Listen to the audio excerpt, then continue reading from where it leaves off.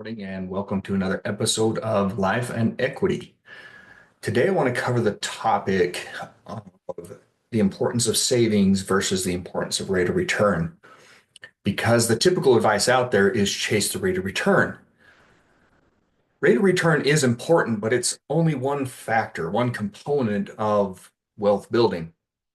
And so, again, we're going to look at the concept of chasing returns, getting a healthy rate of return over a consistent period of time, or excuse me, over a long period of time, uh, high rate of return. And then we're going to flip the script and say, okay, what does it look like if we flip those from a, a rate of return, chasing a rate of return with a low savings rate to a very moderate savings rate, excuse me, a very moderate earnings rate with a high savings rate. So let's dive in here. So for this premise, we are looking at, we call this a maximum potential calculator. This is from a suite of calculators called Truth Concepts. And I'll put a link to Truth Concepts in the description. You're welcome to check them out. Phenomenal financial calculators, very powerful tool. So for this one, we're going to look at a 30-year time frame. This is years to illustrate 30 years. We're going to look at a 35-year-old. We're assuming an annual income of $100,000 and an income increase of 4%. Right out of the gate, we can see that cumulative income is going to be around $5.6 million. Now, if we could save 100% of that, that would be fantastic. However, we do have taxes, we do have debt payments, we do have lifestyle. So let's go ahead and put some of those parameters in. And the national average savings rate is 4%. So I'm going to put numbers in here, excuse me, to get us to that 4% savings rate. So total taxes, we'll say 35%. Now, this is income tax, federal and state, if you happen to have state income tax. This is property tax, this is sales tax, this is use fee tax, road tax, all gas tax, all things combined. We'll figure about 35% taxes. For debt payments, let's call this let's say another actually let's go 30% on debt payments, and then lifestyle, let's say 31%. So debt payments is going to be mortgages, car interest, all debt payments, student loans, all those things. And then lifestyle is going to be, groceries, utilities, eating out, all those lifestyle, vacations, all that stuff. So here again, we see a 4% savings rate. So 4% of income going towards savings. So of that 5.6 million in cumulative income over that 30-year time frame, cumulative savings, total savings is $224,000. Now, if we take a, this is a S&P with dividends. Actually, let me get rid of a few of these.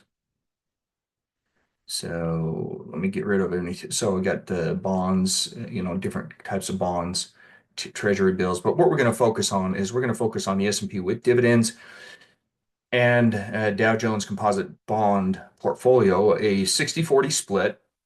I know that's kind of small, but you've got 60% stocks, 40% bonds. That's a fairly common split. So we've got a combined 9.69% rate of return. So I'm going to go ahead and copy, move that out of the way. We're going to come in here and put a variable earnings rate in here, paste those values. So what we see here is a typical stock bond mix, 60-40, with a 4% earnings rate consistent over this 30-year time frame with a healthy rate of return. I mean, 9.69%. So that's nearly a 10% rate of return. And you can see here, I mean, this is going back 1995 to 2024. You can see you've got some really healthy saving or healthy growth time frames, and then some drawbacks. This was in the 2000s, of course, the dot-com era. 2008, this was there was another drop. 2000 and 2009, we came ripping back. So you can see that this is a very, very nice, healthy mix. Um, and it is a 30-year time frame, giving us $805,000 of compounded earnings. So that would be a retirement account, so to speak, right?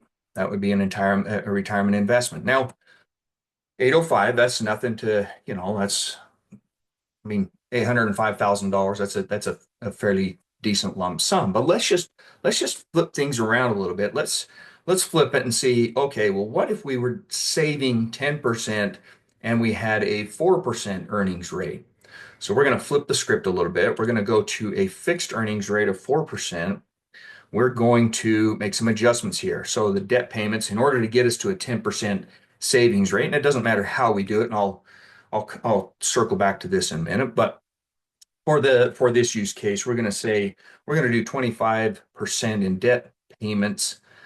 That gets us to 9%. We're going to do lifestyle of 30%. So that gets us, again, spending 90%, saving 10% of our income, but a fixed earnings rate of 4%. Now, this is net earnings. That's a very reasonable earnings rate. I mean, you could do that in a lot of different vehicles. And lo and behold, look at our compounded growth there. You're talking $973,000. So with a low savings rate, high earnings rate, near 10%, our compounded was 805,000. With a higher savings rate and a low fixed earnings rate, compounded is actually $973,000. Now, that should show you a couple of things. First of all, yes, that was the S&P. That was the S&P with dividends and a composite bond, the Dow Jones Composite Bond. However, we cannot count on market performance, as you saw in that illustration. Sometimes you're up, sometimes you're down. So there's no real predictability.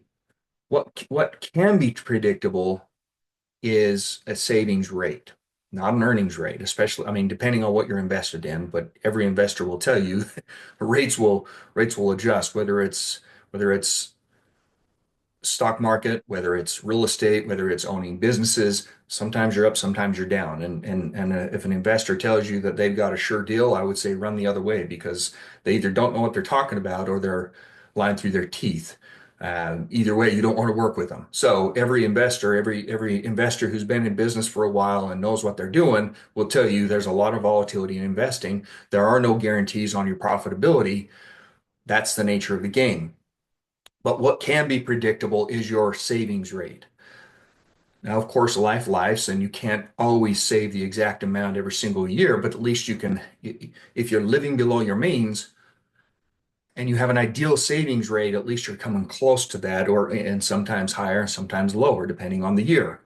But let's look at this. Let's look at this model again. Let's make some other adjustments because obviously, if your last year of income is $300,000, and that's $100,000 with a 4% earnings rate. So last year of earnings is 311,000. So even $973,000 is not going to last you a lifetime. We've got to get something that lasts you a lifetime. So what can we do? Well, there are some tax advantaged vehicles where you can reduce your taxes. So what if we were able to reduce our taxes by 10%? Now, 10% reduction on taxes isn't going from 35 to 25, it's going from 35 to 31.5. So what if we were able to do that? What would that do? And again, I'm not changing our savings, or excuse me, I'm not changing our earnings rate. We're doing a consistent 4% earnings rate.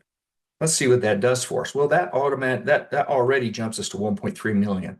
That's a tremendous amount. And of course, we are whatever we're saving in taxes, we're being able to save more. So now we're saving at 13.5% of our income instead of 10% of our income. What about our debt payments? Now,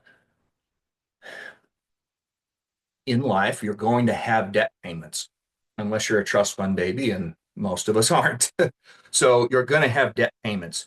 You're going to be servicing debt. However, this is assuming an annual debt payment increase of 4%. What if we don't reduce our debt payments, but we don't increase them with our annual income increases? What if we were able to just keep them at a level 25% as our income continues to increase? Look at the effect that that has on our compounded growth out here. That nearly doubles it from 1.3 to 2.2 million. That's getting us a little closer to being able to retire comfortably. Now, what about our lifestyle? Here again, everybody's going to have lifestyle. I mean, what's the point of making money if you can't enjoy it? However, there's something that's called consumer creep that says our expenses, our lifestyle creeps up as our income does. What if there was a way that you could capture that or slow it down? So you're still increasing lifestyle, but not at the same pace as your income, which allows you to save more and more and more of that over time. What if we just increase our lifestyle by 2% annually instead of 4% annually? What would that do for us? That gets us to 2.9 million. So that's a substantial difference. Now, when we look at, okay, if our last year of income is 311,000 and our retirement account is sitting somewhere around a 2.9 million, that gives us, and I don't know if you can see this here, we can look at it a different way, and I'll get to this in a second. That gives us a lot higher probability of being able to retire and being able to stay retired. So here again, we haven't changed the earnings rate. We're keeping it at a fairly, I mean, well, it's actually very conservative, 4%. Um, a lot of investments out there, you can easily do 6, 8, 10, even up to 20% annualized, depending on the investment, depending on your savvy. Even 20% is not unrealistic for some for a savvy investor who knows what they're doing. Now that goes to education, and I'll get to that in a different conversation because 20% is easily doable if you know what you're doing and reducing risk along the way, actually. Well, again, we'll get to that in a different conversation. But for today's conversation, we're keeping this at a very, very conservative 4%. We are doing what we can to reduce taxes. Now, I said there are some vehicles out there that are tax advantaged. One of them is whole life insurance, which is something that I personally use and I also teach people how to use and I put them together for people. I'm an agent, so um, and again, this is not financial advice. I'm simply showing you some different options. But life insurance is a great tax advantaged vehicle, or yeah, it's got some tremendous tax advantages. Now, debt payments, again, if you can maintain your debt payments and not increase it every year as your income increases, that's an ideal situation. It allows you to save more and more and more. Using tools that encourage savings, promote, gamify savings can really assist in making the shift to saving more of your active income rather than just spending through everything you've got, which most people do. Now, there is a link in the description for Currence. Currence is an invite only. However, I did put a link in there that will take you to a page that gives you more information. Currence gamifies and encourages savings, and it really makes savings a lot of fun. And it almost acts as a dam or a reservoir between your income and your spending account. And you got your hand on the spigot that determines how much comes out to your spending account so that you can spend it and live your lifestyle. Going to the next section, lifestyle. How much comes into lifestyle? So that being said, let's look at this. Let's look at this 2.9 and how that would last. I mean, we know that $900,000, which is what the value was, divided by $300,000 is approximately 3 years, maybe a little bit more because you've got that 4% earnings rate. But let's see what this does in a distribution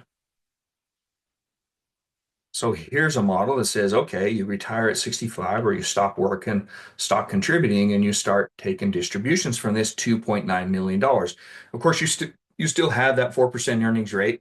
And of course, income continues to increase every year. Now, look at this. It lasts you into your 70s, into your 80s, into your 90s, past 100, 120, 130. So you can see that this is a far more reliable model than a small savings rate chasing high rates of return, because that model simply is not sustainable. So if you could combine a high savings rate and you're able to find something that produces a high rate of return, it's going to make all these numbers far, far better. Again, we're looking at a consistent 4% savings rate. So again, just to wrap things up, we're talking about the difference of a low savings rate, 4%, with a high earnings rate near 10% versus a high savings rate of about 10% and a low earnings rate of 4% and what those look like. And then, of course, on top of that, what else can you do to save more and more and more of your income as your income increases? Simply don't increase your lifestyle and your spending as fast as your income increases, which will allow you to save more of it, which will allow you to be able to retire and again, stay retired, which is huge. So I hope this is beneficial. Like I said, there's going to be links in the description below, both for Truth Concepts. You're welcome to check that out. Todd Langford is the creator of that. Phenomenal individual, brilliant mind. And then, of course, Currence, which is the cash flow management system that I said gamifies and encourages savings, more savings, which will allow you to have the lifestyle that you want later on down the road and not have to be either flipping burgers into your 80s or being a greeter at the local grocery store. Hope this helps. Again, like and subscribe. Sure appreciate you as always, and look forward to seeing you on the next one. Bye now.